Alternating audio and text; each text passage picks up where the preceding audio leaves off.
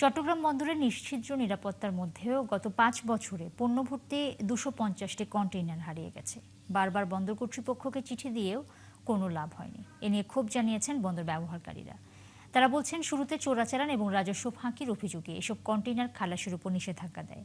এরপর ৬ দফায় চিঠি দিয়েও এই কন্টেইনারের খোঁজ পাওয়া যায়নি। সাইফুল ইসলাম শিল্পীর তথ্য এবং ছবিতে বিস্তারিত।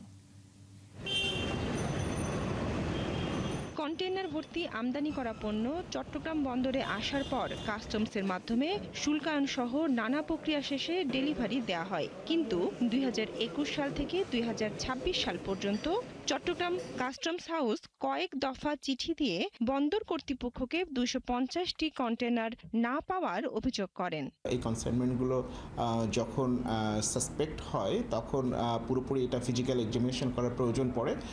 সেই নিরিখে আমরা চিঠি দিয়েছিলাম। আশা করছি খুব দ্রুতই এই চিঠির জবাব আমরা পেয়ে যাব। চট্টগ্রাম বন্দর কর্তৃপক্ষের দাবি, ২৫০টি কন্টেইনারের ১৬৪ পণ্য চালানের মধ্যে ২৯৩ বক্স এফসিএল এবং ৮৩টি পণ্য চালানে এলসিএল কার্গো রয়েছে। এর মধ্যে ৮৮টি কন্টেইনার ডেলিভারি দেওয়া হয়েছে। ৭০টি কন্টেইনার বিভিন্ন প্রাইভেট ডিপোতে হস্তান্তরের পাশাপাশি ১৩১টি কন্টেইনার বন্দরে ইয়ার্ডে রয়েছে। এই সিন্ডিকেট যেটা আপনার এভাবে করে, এটা একটা চক্র, তো নাইলে তো এইভাবে তারা করতে পারে না। আমরা অলরেডি এটা মোটামুটি এখন খুব ডিফিকাল্ট। এটা আগে যেভাবে করতে পারছে এটা কিন্তু আর ভবিষ্যতে পারবে না।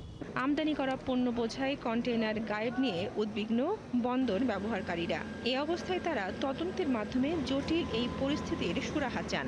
যে পণ্যগুলো আপনার এখান থেকে হাওয়া গেছে সেগুলোর যে আইজিএমগুলো আছে, সেই আইজিএমগুলো যদি চেক করা যায় তাহলে বোঝা যাবে সেই পণ্যের মধ্যে, এই কন্টেইনারগুলোর মধ্যে ডিক্লেয়ারগুলো কী ছিল, সেগুলোর মধ্যে ঝুঁকিপূর্ণ কাগজ ছিল নাকি আপনার সাধারণ কোনো পণ্য ছিল। এত নিচ্ছিদ্র নিরাপত্তার মধ্যে আমদানিকৃত কন্টেইনারগুলো যদি উধাও হয়ে যায় তাহলে এর দায়িত্ব কে নেবে?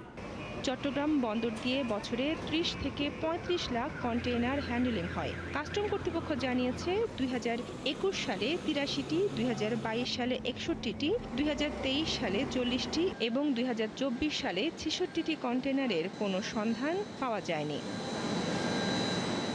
বনশ্রী হালদার, ৭১।